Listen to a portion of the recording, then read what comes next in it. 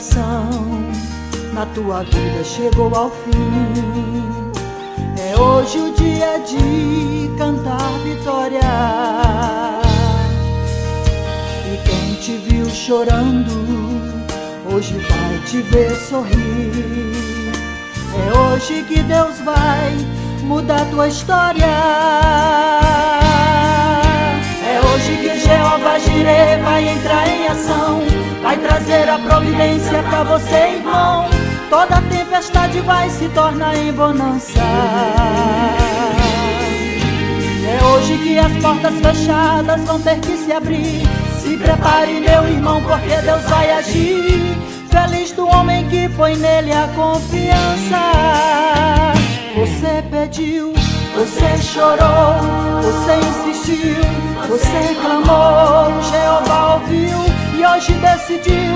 Veio aqui especialmente para te abençoar, pois o tempo de Deus chegou na tua vida. Operando Ele, quem impedirá? Jeová quebrou teu cativeiro, irmão. Toda pedra de tropeço Ele já tirou. E o teu inimigo que tanto te afrontava, quando viu teu Deus irado, Ele se mandou. Hoje o sol da justiça brilhou pra você.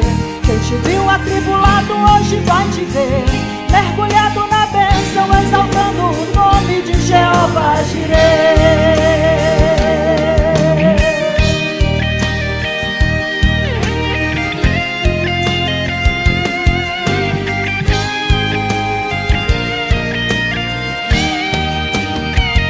Você pediu, você chorou, você insistiu, você clamou, Jeová ouviu e hoje decidiu.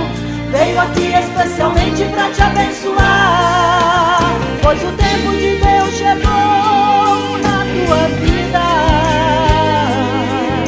Operando Ele, quem impedirá? Jeová quebrou teu cativeiro, irmão.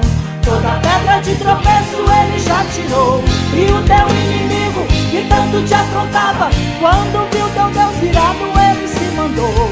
Hoje o sol da justiça brilha pra você. Quem te viu atribulado hoje vai te ver